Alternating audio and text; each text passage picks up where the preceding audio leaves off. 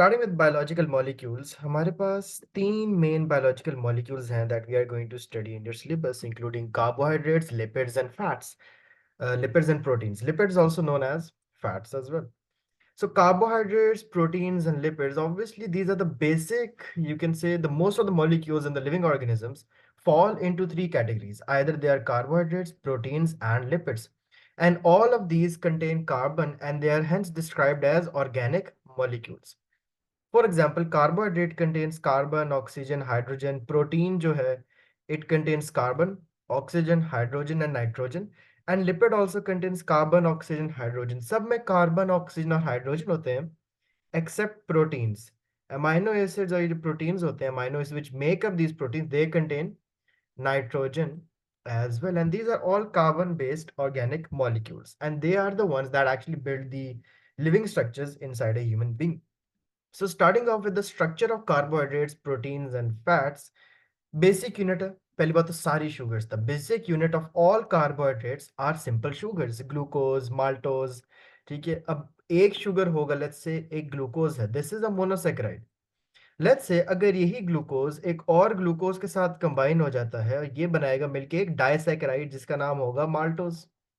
अब डाइसैकेराइड क्या है, which contains more than one. जब दो ग्लूकोज के लेट्स से दो मोनोसैकेराइड्स या दो सिंपल शुगर कंबाइन होके बनाएंगे एक disaccharide which is known as maltose. And when lots of these combine, अब अगर ये पूरी चेन बन जाए ग्लूकोज की, ठीक है, ये पूरी एक चेन बनाते जाए और बहुत सारे आ जाए, तब बनेगा एक पॉलीसैकेराइड. जैसे कि glycogen. Glycogen is a polysaccharide as well. और मैंने बताया था कि प्लांट्स और एनिमल्स में एक ये फर्क होता है कि वहां पे जो ग्लूकोज तो दोनों बनाते हैं. रेस्पिरेशन में ग्लूकोज तो दोनों बनाएंगे. Plants also make glucose, animals also make glucose. फर्क क्या है कि एनिमल्स की जो ग्लूकोज होती है that is stored and converted in the form of glycogen. लेकिन जो प्लांट्स की होती है, प्लांट्स की ग्लूकोज जो वो प्रोड्यूस करते हैं वो कन्वर्ट और स्टोर हो जाती है एज स्टार्च. याद रहेगा? क्लियर? ये बार बार आता है सवाल. Yes. So when lots of glucose molecule join together, a starch or a glycogen is formed. Starch अगर plants की बात हो रही है और glycogen अगर animals की बात हो रही है. So this is how, look at this, all glucose molecules are joined together to form starch. और इस तरह करके एक polysaccharide बन जाता है. और अगर सिर्फ दो join होंगे तो एक disaccharide maltose बनेगा. प्रोटीन की अगर बात करें, the basic unit of all protein molecules are the amino acids. And in total there are 20 different amino acids in the body. They all contain the same basic structure, but फर्क ये होता है सिर्फ एक आर ग्रुप यहाँ पे different होगा, बाकी सब तो सेम होता है. जैसे कि एक अमाइनो एसिड में कहता हूँ COOH, ठीक है, NH2. फर्क क्या होगा कि बस यहाँ पे ये सारा कुछ सेम, बस फर्क क्या होगा, ये जो आर ग्रुप होगा हर अमाइनो एसिड के अंदर, ये फर्क होगा. अब ये आर ग्रुप CH3 भी हो सकता है, ये आर ग्रुप कुछ भी हो सकता है, कोई CN हो सकता है, ये आर ग्रुप कोई C2H5 भी हो सकता है. लेकिन ये चीज जी और ये वाला पार्ट है जिसके अंदर एक कार्बन है, एक एमाइन ग्रुप लगा हुआ है और एक कार्बोक्सिलिक ग्रुप और एक हाइड्रोजन ग्रुप है अटैच टू दिस कार्बन, ये सेम रहेगा. बदलेगा क्या? ये आर ग्रुप. इस आर ग्रुप को हम वेरिएबल ग्रुप भी कहते हैं. This R group is the one that basically changes, और वो different होगा for each one of them. When amino acids are joined together, a protein is formed, and the amino acids can be arranged in any order, resulting in hundreds of thousands of different proteins. Even a small difference in the order of the amino acid would result in a different protein being formed. एक छोटा सा भी change हुआ अगर उन amino acids के order में, तो वो पूरी different protein बना देते हैं. Types कितनी है? 20 different amino acids की टाइप होती है. Look at this, amine group is present in all amino acids, carbon के साथ अटैच होगा, साथ ही एक कार्बोक्सिलिक ग्रुप भी प्रेजेंट होगा COH, और एक हाइड्रोजन भी पक्का होगा. बस ये जो वेरिएबल ग्रुप है ना, ये हर अमाइनो एसिड में चेंज होगा. ये 20 टाइप्स के वेरिएबल ग्रुप्स होते हैं. अगर लेट्स से यहाँ पे CH3 अटैच हो तो ये हो जाएगा सिस्टीन. अगर यहाँ पे लेट्स से C2H5N कनेक्ट हो जाए तो ये बन जाएगा मेथियोनीन. तो there are lot of types of amino acids depending on the R group. Look at this, all of these amino acids are the basic, आप कह सकते हो मोनोमर्स है. ये मिलके क्या बनाएंगे? They are just the building blocks. ये बनाएंगे एक पेप्टाइड चेन. और जब डिफरेंट पेप्टाइड चेन्स आपस में इस तरह करके फॉर्म हो जाती है ना, प्राइमरी, सेकेंडरी और tertiary structure, they coil up together, to form a protein. तो amino acids would be joined together to form peptide. इनके दरमियान जो bonds होते हैं इनको भी हम क्या कहते हैं, peptide bonds होते हैं ये, या peptide linkages भी कह सकते हैं. और जब ये peptide chains बन जाएंगी, they are then going to coil up into different structures making proteins depending on the structure. कौन सी protein है, myoglobin, hemoglobin, keratin है, कौन सी है. Lipids are made up of triglycerides. Their basic unit is one glycerol molecule and three fatty acid. एक lipid कैसे बना होता है कि एक ग्लिसरॉल होगा और साथ क्या अटैच होंगे, तीन फैटी एसिड चेन्स अटैच हुई होंगी. One molecule of glycerol and three tails of fatty acids.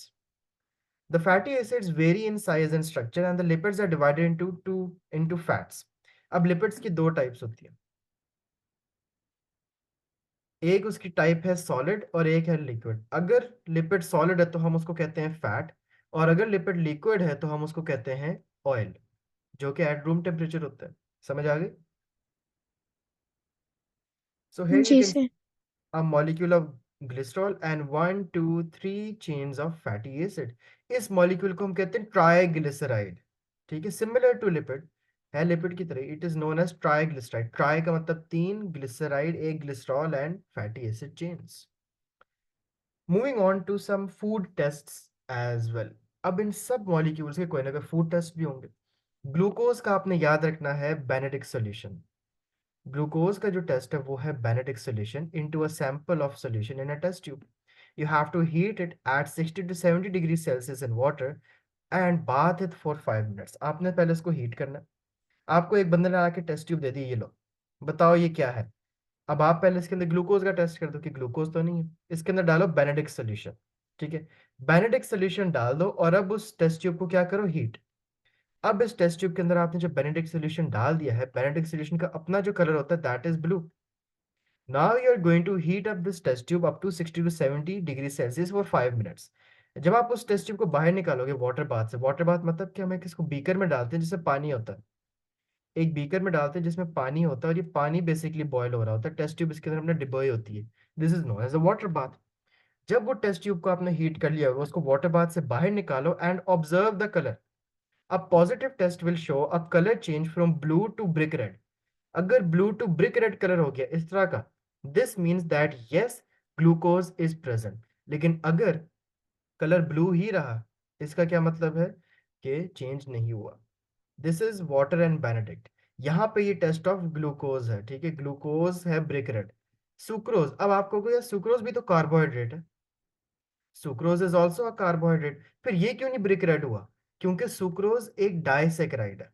Sucrose बनता है दो मोनोसेकेराइड से मिलके, ग्लूकोज एंड फ्रुक्टोज. इन दो से मिलके ये डाइसेकेराइड बनता है. Benedict can not test for disaccharides. Benedict solution किसका टेस्ट करेगा? Only for glucose and reducing sugars, मतलब कि मोनोसेकेराइड्स. समझ आ गई? जी. So here you can see this is the test sample. You are adding a Benedict solution into the test tube. अब आप उसको water bath में heat कर रहे हो for 5 minutes and observing a color change if a reducing sugar is present. Reducing sugar मतलब के glucose. Reducing sugar का मतलब ही glucose होता है. Now here you can see. पहले है सोल्यूशन ब्लू जिसमें कुछ भी नहीं है. अगर कलर ग्रीन या येलोइश सा हो गया मतलब कि थोड़ा सा रिड्यूसिंग शुगर है. ऑरेंज का मतलब होता है मॉडरेट है. और अगर ब्रिक रेड हो गया, this is going to tell you that a very high amount of glucose is actually present in your sample. फिर हमारे पास आता है एक और कार्बोहाइड्रेट का टेस्ट. पहली कार्बोहाइड्रेट का टेस्ट हमने पढ़ा बेनेडिक्ट सोल्यूशन फॉर ग्लूकोज. अब हम पढ़ेंगे फॉर स्टार्च. स्टार्च का बड़ा इजी सा होता है. You have to add a few drops of iodine solution to a food sample and a positive test will show a colour change from brown to blue black. अगर वो colour change brown से blue black हो गया, this means that yes the potato for example contains starch, so the iodine changes from brown to blue black. Protein का test देखिए, उसको हम कहते हैं ब्यूरेट सोल्यूशन. प्रोटीन के जो ब्यूरेट सोल्यूशन का कलर होता है दैट इज ब्लू. जैसे बेनेडिक्ट का ब्लू होता है, ब्यूरेट का भी ब्लू होता है. उसको आप अगर टेस्ट ट्यूब सैंपल में डालो and if the colour changes to purple, ये इंडिकेट करेगा that yes protein is present. So ये you can see the food sample is right now blue. आपने इसके अंदर ब्यूरेट रिएजेंट डाल दिए. पॉजिटिव रिजल्ट पर्पल आएगा which will show that yes proteins are present.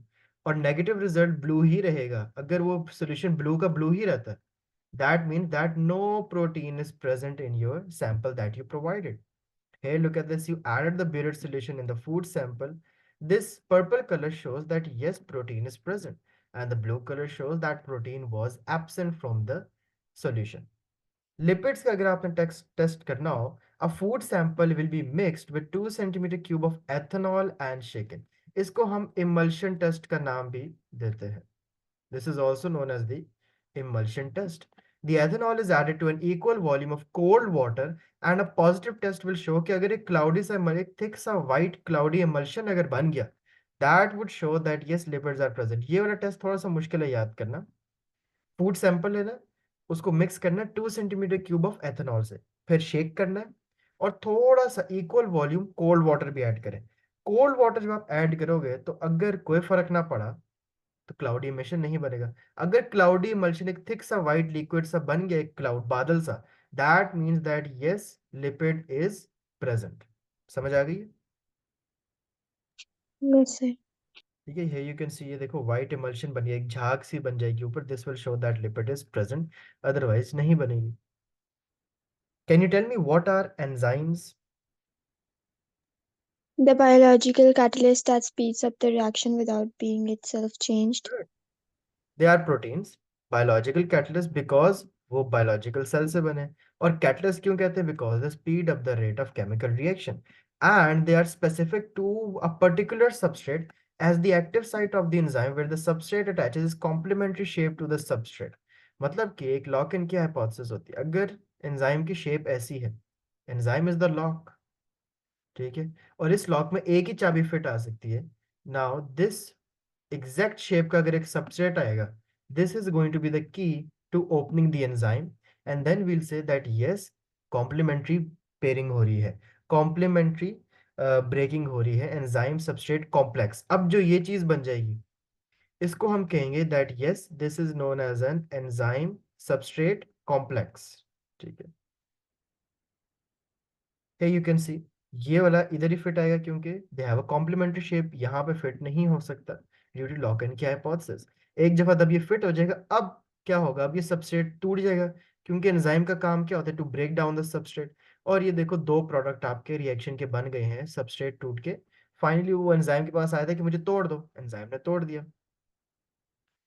What is the effect of temperature on enzymes? Enzymes are proteins and have a specific shape held in place by the bonds. And this is extremely important around the active site area, as the specific shape is what ensures the substrate will shift it into the active site and enable the reaction to proceed. Enzyme fastest कब काम करेंगे? At optimum temperature. जैसे कि जब body का temperature 37 degree Celsius है, हमारे जितने बॉडी के एंजाइम है, proteases, carbohydrases, lipases, they all work the best at 37 degree Celsius. वो बने ही बॉडी के लिए हैं. कहीं और अगर आप एंजाइम यूज करो, शायद किसी सॉल्यूशन में जिसका टेम्परेचर ही मॉडरेटली 65 रहता है, उसके एंजाइम भी सूटेड होंगे 65 डिग्री सेल्सियस तक के. लेकिन अगर मैं इन बॉडी एंजाइम्स को ही इनके ऑप्टिमम टेम्परेचर से हिला दूं, if I heat too high temperature beyond the optimum, ये क्या करेगा? ये वो बॉन्ड्स तोड़ देगा जो कि एक्टिव साइट को पकड़ के बैठे थे. They are going to break the bonds that hold the enzyme together and it will lose its shape. This is known as denaturation. इसको हम क्या कहते हैं? We call it denaturation. And substrates cannot fit into denatured enzyme क्योंकि उनकी shape बदल जाती है. अगर आप टेम्परेचर ज्यादा कर लो, तब तो आके की के अंदर लॉक नहीं लगेगा. But this denaturation is irreversible. मसला ये कभी दोबारा रिवर्स नहीं हो सकती. एक दफा एंजाइम डीनेचर्ड हो गया, वो अपनी प्रॉपर शेप हमेशा के लिए लूज कर देता है and the active site and the activity, the whole enzyme substrate activity is actually going to stop. Increasing the temperature from 0 degrees Celsius to the optimum increases the activity of enzymes. As the more energy the molecules have, the faster they move, and the number of collisions with the substrate molecules also increases, leading to a faster rate of reaction. This means that low temperatures do not denature enzymes and they just make them to work more slowly. क्योंकि होता क्या है? अच्छी बात है कि आप temperature increase कर रहे हो, क्योंकि जब आप टेम्परेचर इंक्रीज करोगे तो एक्टिविटी बढ़ेगी, ज्यादा कोलिजन होंगे एंजाइम और सबस्ट्रेट की, ज्यादा कोलिजन होंगी तो रेट ऑफ रिएक्शन भी ज्यादा होगा. लेकिन ज्यादा करने को कहा था, इतना ज्यादा नहीं कर देना कि वो अपने ऑप्टिमम टेम्परेचर से भी आगे निकल के एकदम फौरन से डीनेचर हो जाए। Got it? This Yes. These enzymes are made of what? Proteins. ठीक है। और प्रोटीन्स किससे बने होते हैं? अमाइनो एसिड से। ढेर सारे अमाइनो एसिड ज्वाइन टुगेदर होंगे जब आप टेम्परेचर बढ़ाते हो। ये बॉन्ड्स अफेक्ट होते हैं जो अमाइनो एसिड्स ने मिलके एक प्रोटीन बनाई होती है। और अगर अमाइनो एसिड्स का स्ट्रक्चर बदल गया, प्रोटीन बदलेगा। और एंजाइम भी प्रोटीन है, तो उसका पूरा स्ट्रक्चर देखो डिस्टर्ब हो जाता है। पहले कैसी शेप थी और अब एंजाइम की कैसी शेप हो गई है। सो टेम्परेचर इंक्रीज करने इज गुड। यहाँ तक टेम्परेचर इंक्रीज करोगे, रेट ऑफ रिएक्शन बढ़ेगा बढ़ेगा, it's very good for the enzyme and substrate. But एक हद तक, व्हेन यू रीच, अब ये ऑप्टिमम टेम्परेचर है जहां पे एंजाइम बहुत अच्छा काम कर रहा था। ये वो लोअर टेम्परेचर जहां एंजाइम अच्छा काम नहीं कर रहा था। और जैसे ही उस ऑप्टिमम टेम्परेचर को क्रॉस करके आप ज्यादा जज्बाती हो कि और टेम्परेचर बढ़ा दिया, this is the way the enzyme has been completely denatured. और इससे आगे it has lost its complementary shape to the substrate as well. तो शुरू में तो you are providing more kinetic energy, speed increase होगी, कोलिजन्स बढ़ेंगी, सबस्ट्रेट भागेगा, एंजाइम भागेगा, टकराएंगे, प्रोडक्ट ज्यादा बनेंगे, and the whole rate of reaction is going to increase. Rate of reaction का क्या मतलब? More products would be formed per unit time, more reactants would react per unit time, but only at a highest optimum temperature. Beyond that, the enzymes are going to denature and the rate decreases finally when it comes to zero. So, for example, एक practical था, starch solution is heated to a set temperature. Iodine is added to wells of spotting tile and amylase is also added to the starch solution and mixed well. अब इन्होंने क्या किया था? एक starch solution को एक set temperature पे heat किया और कुछ यहाँ पे आयोडीन के कतरे डाल दिए थे। ये आयोडीन के कतरे डाल दिए उन्होंने एक टाइल के ऊपर, ठीक है। अब एमाइलेज भी ऐड किया उन्होंने स्टार्च सॉल्यूशन के अंदर। एमाइलेज क्या करेगा? amylase is going to break down the starch solution, ताकि इस टेस्ट में मजीद स्टार्च रहे ही ना, हमने स्टार्च खत्म करने के लिए एमाइलेज एंजाइम को डाला। अब एवरी मिनट हम क्या करते हैं, जब हमने ये डाल दिया, we add a drop of the solution on a iodine tile. Let's say हमने यहाँ पे डाला, कलर आया ब्लू ब्लैक। इसका क्या मतलब है? कैन यू टेल मी कि क्या स्टार्च खत्म हो गया इस टेस्ट ट्यूब में या अभी भी रहता है?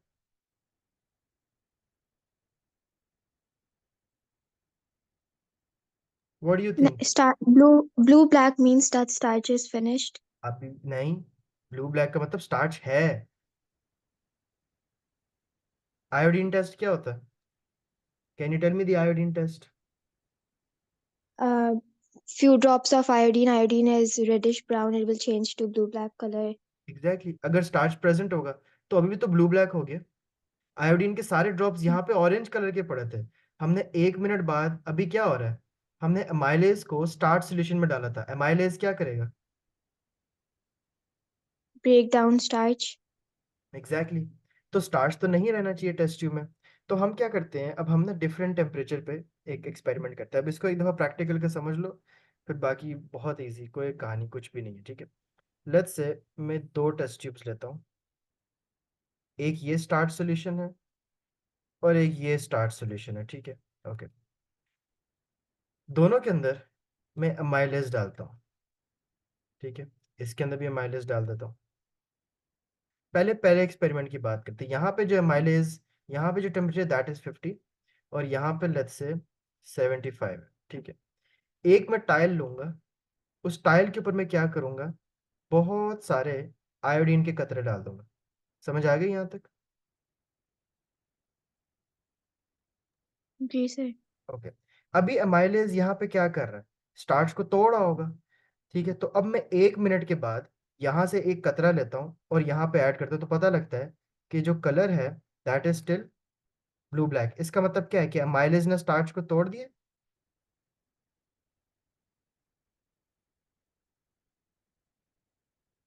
आयोडीन ने कौन सा कलर दिए? Blue black colour. What does it mean, बस मुझे ये बताओ। आयोडीन ने ब्लू ब्लैक कलर दिया. इट मीन्स कि ब्रेक डाउन हो गया है. क्यों हो गया? स्टार्च तो है अभी भी। आयोडीन क्या कलर दे रहा है? ब्लू कलर दे रहा है ना। तो ब्लू ब्लू। कलर का मतलब ये नहीं होता कि एमएलएस ने स्टार्च को ब्रेक डाउन कर दिया है. नहीं, स्टार्च वो प्रेजेंट रेडिश है अभी ब्राउन भी। का कलर होता है. नहीं, देखो आयोडीन जो था आयोडीन हमने यहाँ पे कतरे डाल दिए थे। आयोडीन का क्या कलर होता है? ब्राउन, ठीक है। हम्म। अब इसको समझिए, ये बहुत दफा प्रैक्टिकल आता है, बल्कि मेरा तो एक दफा परफॉर्म करने के लिए भी ये आ गया था when I was in Cambridge. Now ये आयोडीन की कतरे डाल दिए हमने, ठीक है। एमाइलेज क्या चीज है? एक एंजाइम है जो कि स्टार्च को तोड़ता है। हम चाहते हैं इस टेस्ट ट्यूब में स्टार्च रहे ही ना, जो स्टार्च था ना टेस्ट ट्यूब में, मैंने एमाइलेज डाल दिया कि इसको तोड़ो, ठीक है। 2 मिनट, 1 मिनट हो गया, अभी तक नहीं टूटा। कैसे पता मुझे कि नहीं टूटा अभी तक स्टार्च? क्योंकि मैंने उधर से एक कतरा निकाल के इधर डाला आयोडीन के ऊपर, तो वो ब्लू ब्लैक आ गया। क्या मतलब हुआ इसका, आप बताओ। नहीं टूटा स्टार्च। क्यों? क्योंकि स्टार्च है। वरना आयोडीन ब्लू ब्लैक कलर क्यों दे रहा है? आयोडीन ब्लू ब्लैक कलर तब भी देता है ना जब स्टार्च प्रेजेंट होता है। समझ आइए। जी। ओके, 2 मिनट गुजर गए, मैंने एक और कतरा निकाला, पता लगा अभी भी ब्लू ब्लैक कलर है। इसका क्या मतलब है? अभी तक माइलेज ने स्टार्च को नहीं तोड़ा। 3 मिनट हो गए, ब्लू ब्लैक दे रहा है। 4 मिनट हो गए, ब्लू ब्लैक दे रहा है, ठीक है। 5 मिनट हो गए, अभी ब्लू ब्लैक दे रहा है। 6 मिनट पे अब वो थोड़ा लाइट होने लग गया। इसका क्या मतलब है? अब थोड़ा सा लाइट ब्लू बैक हो गया, मतलब कि स्टार्च टूट रहा है आहिस्ता आहिस्ता। अब स्टार्च खत्म हो रहा है टेस्ट ट्यूब में।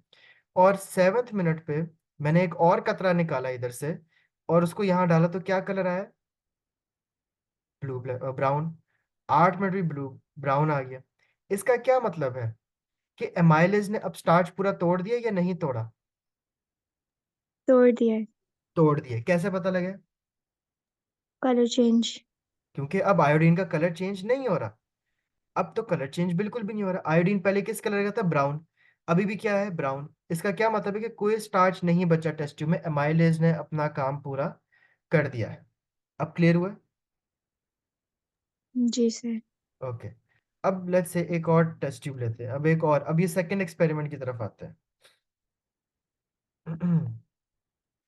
सेकंड एक्सपेरिमेंट मैंने क्या किया, एक और टाइल ली, ठीक है। उसके ऊपर मैंने क्या किया, कतरे डाल दिए, ठीक है। ये आयोडीन के कतरे डाल दिए, ये डाला, ये डाला, ठीक है।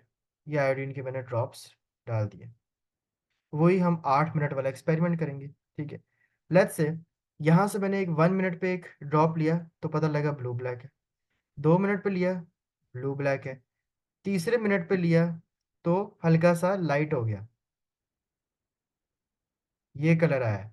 और चौथे मिनट पे जब लिया तो पता लगा, ये लो। 5वें पे लिया है, तब भी यही हुआ। 5वें पे लिया, तब भी यही था। 5वें पे लिया, तब भी कलर चेंज नहीं हुआ, ब्राउन ही रहा। तो इससे क्या पता लगता है? अब एक्सपेरिमेंट 1 और 2 को आप कंपेयर करके मुझे एक्सप्लेन करो पूरा।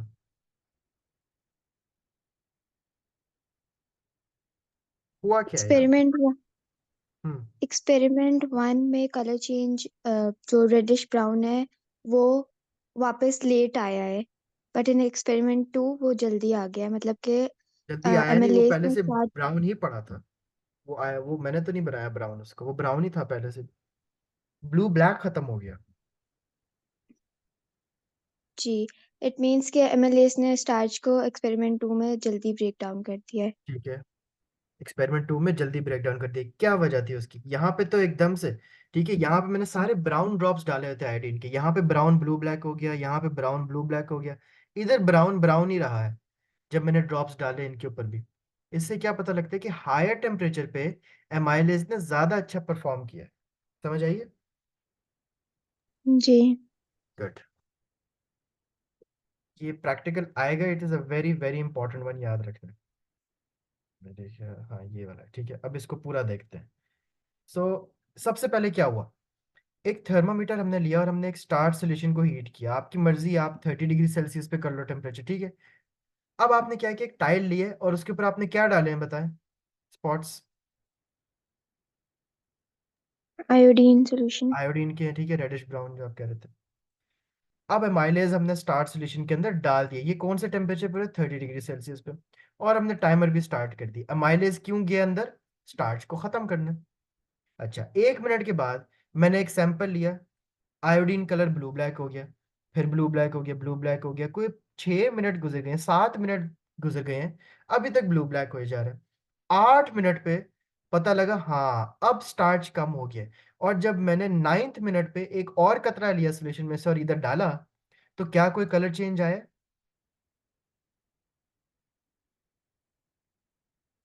नहीं।